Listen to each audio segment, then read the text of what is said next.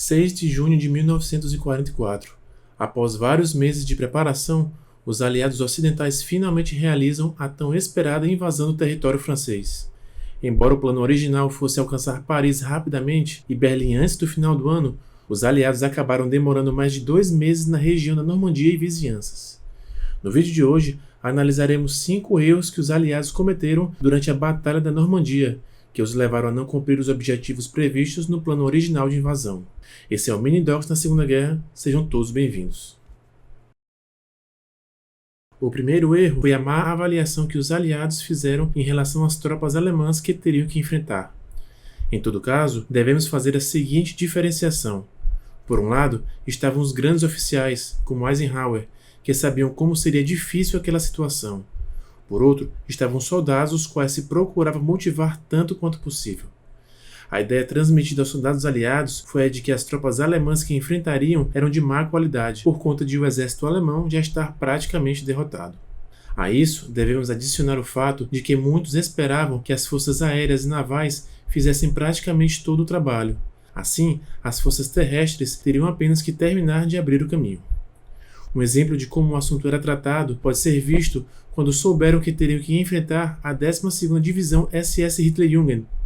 Os soldados aliados fizeram piadas sobre essa divisão, dizendo que em vez de disparar projéteis sobre eles, seria melhor lhes dar mamadeiras. Como sabemos, essa atitude dos soldados aliados em relação a Hitlerjugend em breve mudaria quando viram a ferocidade com a qual esta divisão encarava o combate. Depois de se verem presos na região da Normandia e com a incapacidade de as ofensivas lançadas romperem as linhas alemãs, muitos soldados ficaram desanimados, resultando em uma queda no moral das tropas.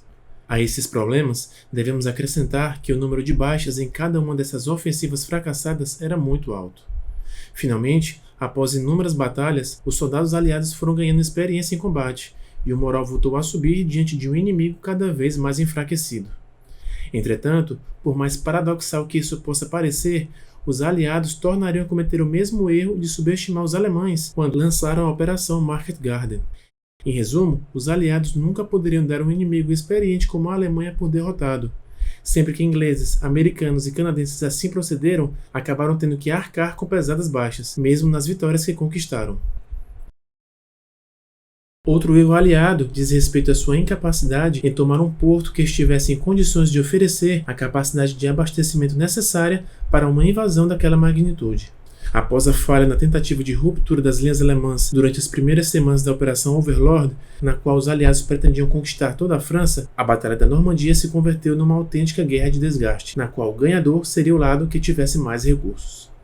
Como ficou evidente, os aliados precisavam, por um lado, cortar todas as linhas de abastecimento alemãs, operação na qual usaram sua aviação e diferentes formas de sabotagem às linhas ferroviárias germânicas.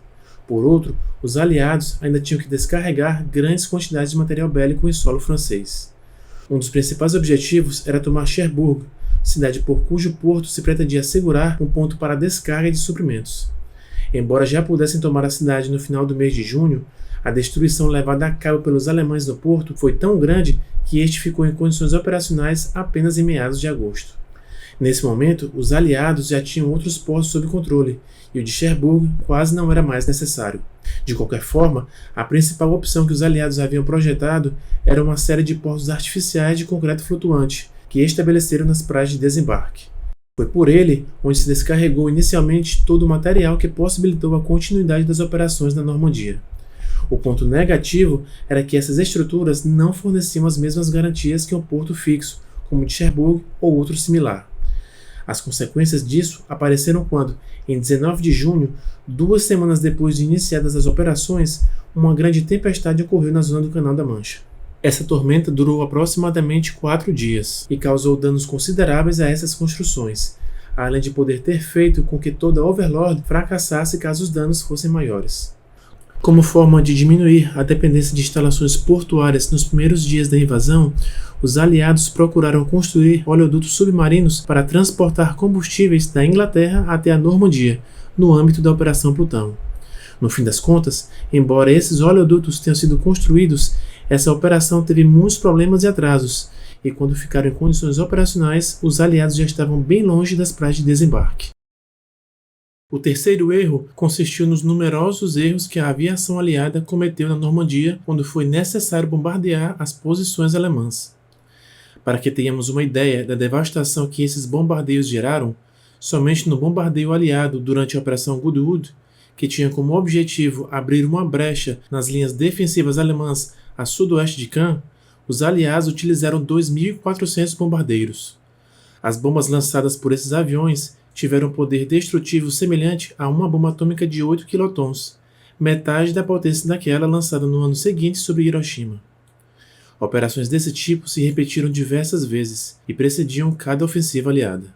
Outro fato digno de nota é que, devido a esses bombardeios lançados sobre o território francês, mais de seus civis morreram como consequência deles do que ingleses por conta dos bombardeios alemães sobre a Grã-Bretanha. O pior para os aliados é que não era fácil controlar tanto poder de fogo, e em quase todas essas operações acabaram lançando bombas também sobre suas próprias posições, levando à morte de milhares de soldados por conta do fogo amigo. Aliado a todos esses fatores, havia o problema de as ofensivas aliadas ficarem repetidas vezes presas, sem conseguir romper as linhas alemãs, o que fez com que seus líderes se inquietassem e surgisse um grande desconforto entre eles. O quarto erro dos aliados diz respeito à sua parca tomada de decisões para explorar adequadamente os sucessos que alcançavam no campo de batalha. Embora suas ofensivas contassem com grande quantidade de homens e blindados, não tinham, contudo, o ímpeto adequado para continuar em frente após as vitórias conquistadas, e assim que progrediam alguns quilômetros, tendiam a estagnar o avanço de suas tropas. Essa foi uma característica que os alemães dominaram com grande maestria durante os primeiros anos de Blitzkrieg. Generais como Rommel e Guderian sabiam como ninguém romper as linhas inimigas e levar a cabo rápidos avanços que confundiam completamente a retaguarda de seus inimigos. As ofensivas aliadas, por outro lado, eram muito tímidas e nunca avançavam com suficiente decisão e velocidade. Seus flancos eram motivo de grande preocupação e detinham-se diante de qualquer resistência alemã, por menor que fosse.